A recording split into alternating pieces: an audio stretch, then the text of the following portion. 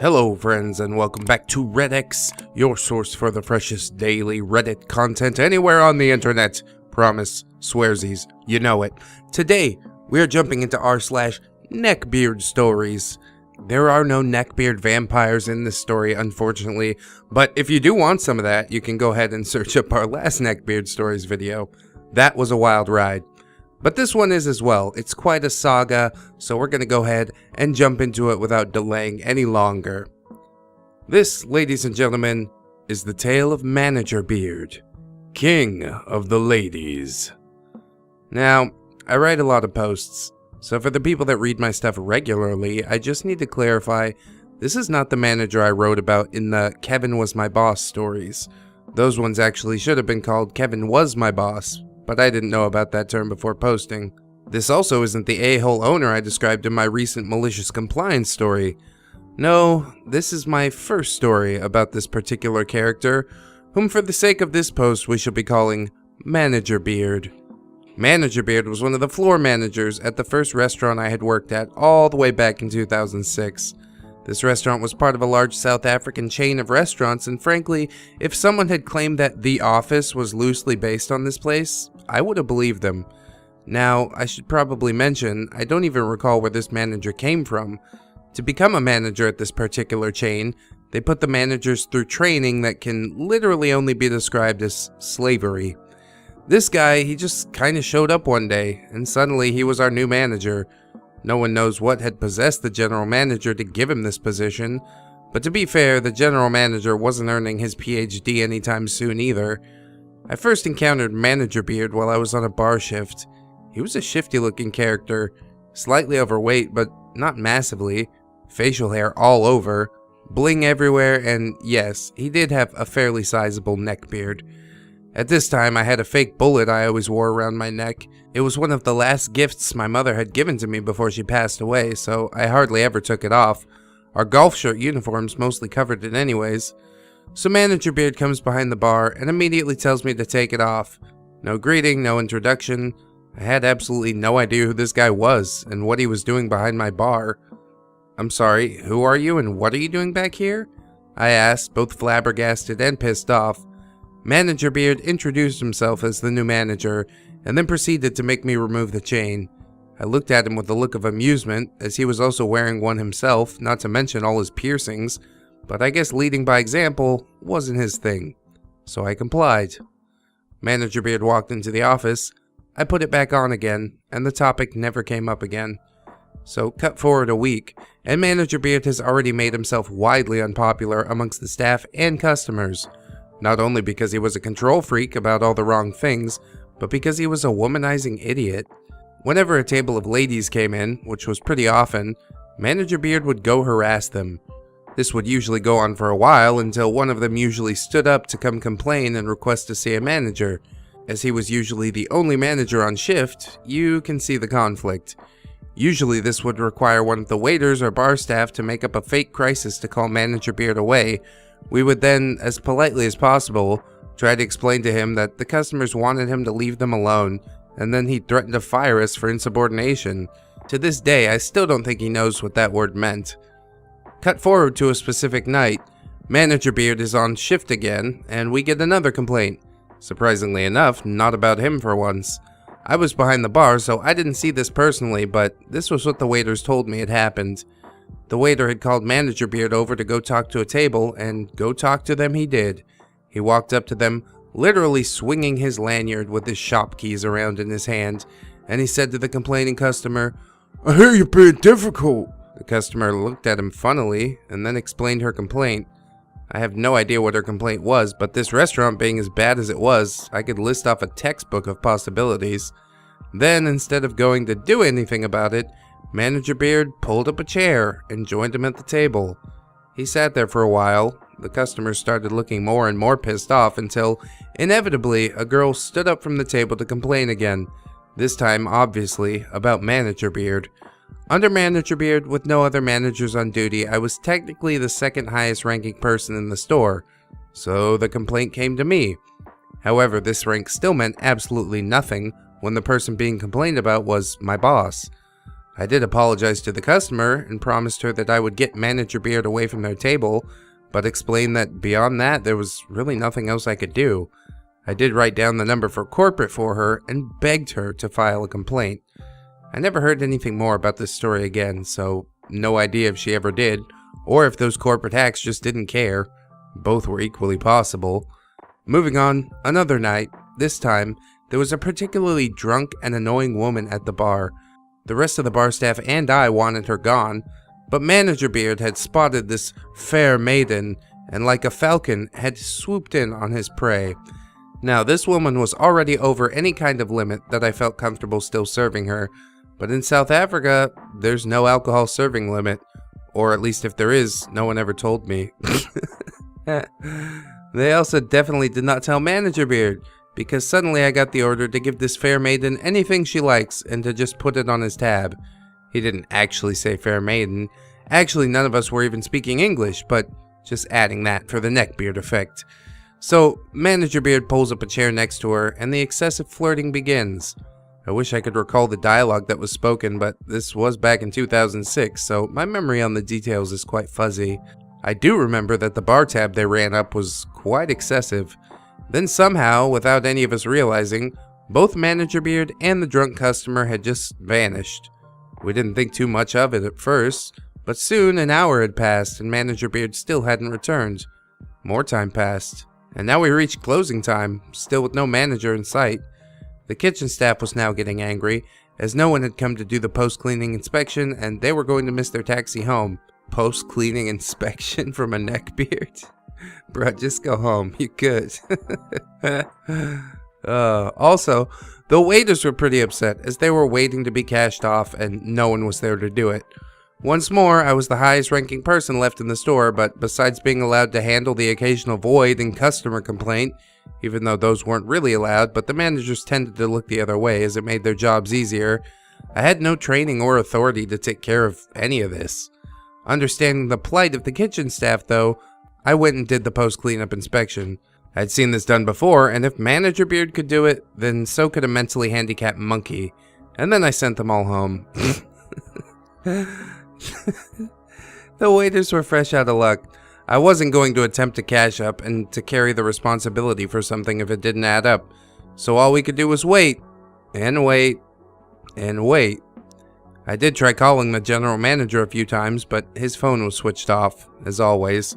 I kid you not when I say that just after 3 a.m., 3 hours after the restaurant was supposed to close, and 1 hour after our liquor license expires, Managerbeard finally returns, reeking of cheap booze, laughing like a drunken lunatic, and holding a drunk customer under his one arm.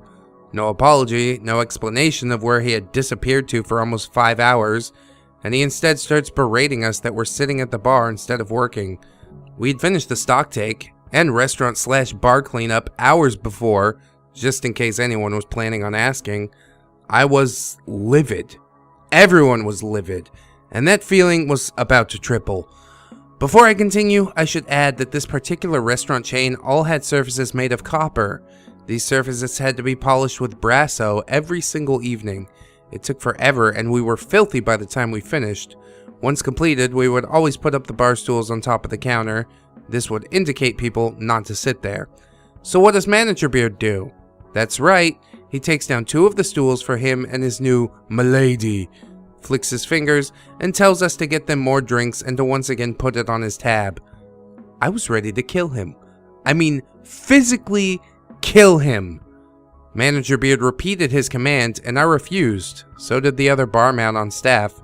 So Managerbeard, while threatening to fire us, proceeds to lean across the bar, grab a bottle of vodka out of the speed rail, lets it slip from his grasp, and sends it shattering across the floor. The other bar staff and I just kinda stood there, our mouths gaping open. Whoops, I guess you're gonna be slightly short on your vodka count tonight, Managerbeard said smugly, with his milady laughing as if this was the funniest thing she had ever heard in her life. Managerbeard then entered the bar and proceeded to pour the drinks for them, before once more taking a seat next to his mistress. Alright, spoiler alert, turns out she was married. I had had enough. So I did a printout of the day's sales, had the waiters work out their total sales with calculators, got the right amounts from them, put the money in the individual bank bags, walked into the office, put the bank bags down on the desk with the total and receipts, waved to the security cameras, and we all left. You'll be shocked to hear that Managerbeard was never even apprehended for any of this. Oh, and where did he disappear to for 5 hours, you might be wondering? Outside CCTV footage had caught them sneaking out into an alley. I don't even want to suggest what happened back there. Coming out, getting into a car, assuming my ladies, and then just sitting there for the rest of the night. Freaking neckbeard a-hole. There are 2 stories I have about Managerbeard, one of which literally landed our restaurant on the front page of the local newspaper for racism, which in South Africa is basically considered a much greater crime than both rape and murder. Really? Wow. So if you enjoyed this one, let me know and I'll share those ones too. Damn, dude. Well, I guess trash breeds trash, you know what I mean? Oh, they definitely belong together. I wonder what her husband will have to say about it. And where is he during all this time? He's working till 3 a.m.? I don't know, man. Maybe they just have a broken marriage. It's none of my business. Managerbeard seems like an absolute idiot. And I can't wait to hear some more. Did you think that this was the only story that I had of Managerbeard? Oh no. It wouldn't be a saga without multiple stories. So let's jump into the next one. Managerbeard and the waifu. Aw yeah, so fresh, 14 hours. Welcome back, my dear readers, to part 2 of the harrowing saga of the character we have come to call Managerbeard. I'm not going to read the whole thing like that. For those of you who have not read part 1, turn back now and first do so, as we will be skipping all introductions this time and getting straight to the beard of the matter. I really like the way this guy writes. We live in a strange world. Some report UFO sightings. People without functioning brains become world leaders. People exist who identify as rodents. But topping off that list, my dear readers, is something that happened between this story and the last. And that was that on a particularly rainy day, Managerbeard got a girlfriend. For the purpose of this tale, she will be referred to as Dawn. Not her real name, obviously. Now, I know what you're all picturing, and I shall tell you now to immediately put that image out of your heads. This girl was attractive. She was well-spoken, she was well-educated. She was basically all of the things that Managerbeard was not. Even the general manager, possibly the only friend that Managerbeard had once asked if she had been dropped on her head as a child. Oh, but you're questioning why the title refers to Dawn as Managerbeard's waifu? The reasoning behind that one is simple, for you see, in less than a month, Managerbeard had started introducing Dawn as his wife. Dawn never protested this and would always just stand there awkwardly. Now, another thing worth noting about Managerbeard is that he was the jealous type. Aren't all neckbeards? That's kind of one of their things, right? And I don't mean the type of jealousy that all men possess. Oh no, dear readers. In less than a month, Dawn had become his property. He may as well have printed out a deed of ownership and stapled it to her forehead. It took less than 2 weeks before our waitressing staff had grown 1 person larger in number, and almost immediately, Managerbeard had allowed his jealousy to consume him. If any of us tried talking to Dawn, he would threaten to fire us. If any male customers tried chatting her up, he would threaten to throw them out. But never was it more transparent than the time that she had given one of the bartenders, let's call him Justin, a ride to work. Justin and Dawn lived in the same apartment complex. He had been dressed in full uniform and was making his way to work on foot when Dawn had pulled up next to him and offered him a ride. The ride had only lasted a few minutes, and they had entered the shop at the same time. This obvious attempt on Justin's part to steal Managerbeard's new wife had been too much for Managerbeard to handle. Way too much.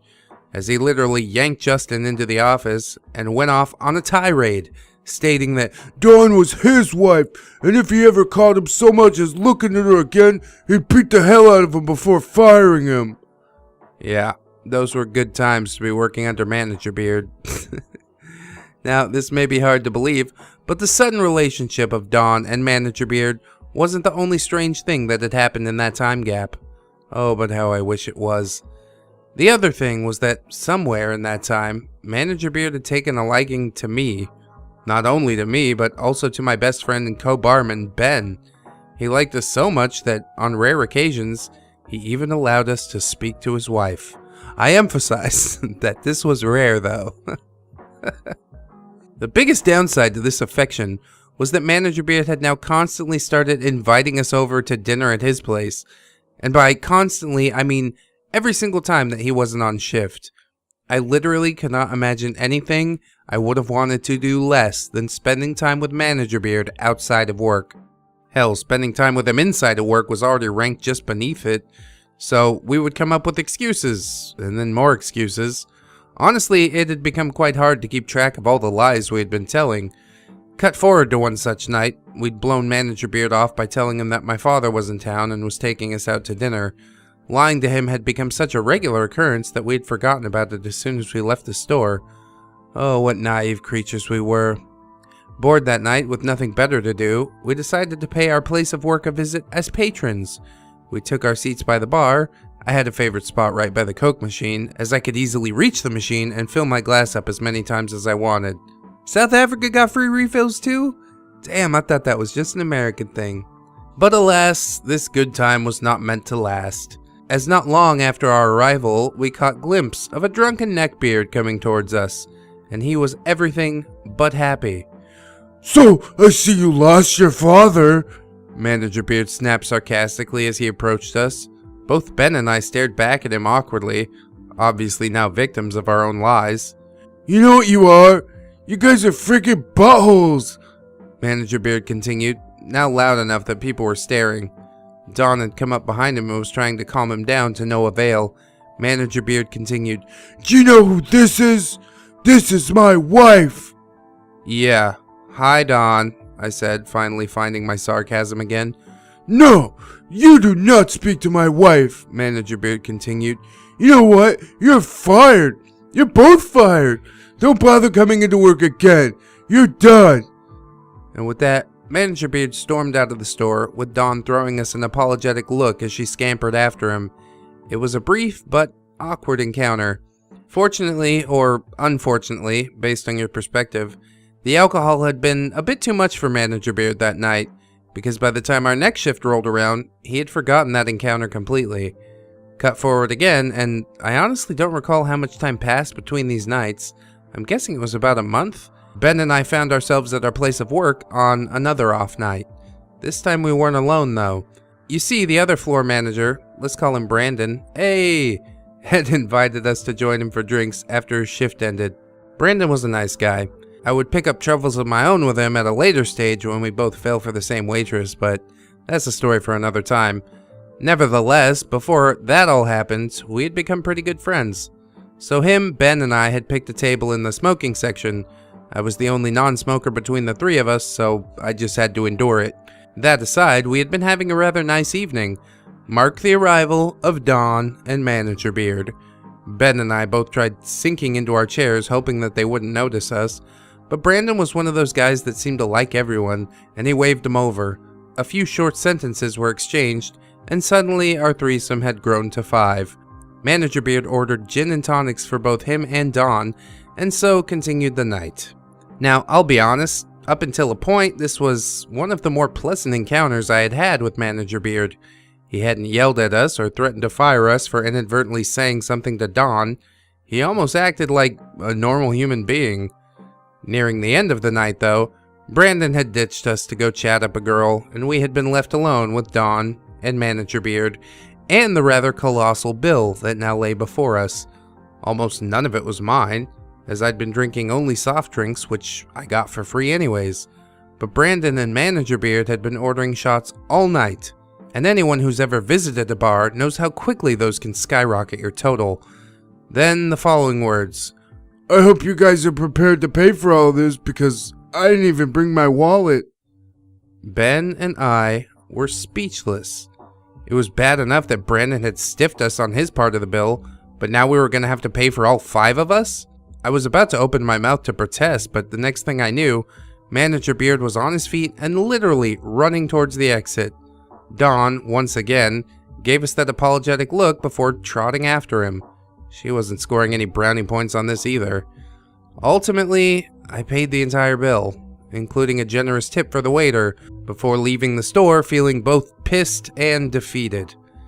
So that concludes part 2 of the Managerbeard saga, but check back for part 3, the one of note that landed us all in the papers, coming very soon. Until then though, stay away from those neckbeards. God, it's so unfortunate that part 3 isn't up yet, but I'm gonna make sure to include it in our next NeckbeardStories video because I just love NeckbeardStories. There's something about it. I do feel like kind of bad for OP, but in the end it's like you're letting yourself get pushed around, you know what I mean? Why would you pay the bill? Why would you pay the bill? These 2 managers screwing one of their employees to pay for all the shots that they took? Bruh, not gonna happen. You're at your place of work. Print out that receipt, bill, whatever, place it on the manager's desks and go, here you go. I paid for the 1 soft drink that I had and refilled all night. And then there's also the bullet necklace thing in the first story. I mean, that worked out well enough, but grab your balls, OP. Find your balls and grab them and go, look at this. I am a man. I'll take my necklace off when I'm damn good and ready. And I ain't paying for any of your drinks neither.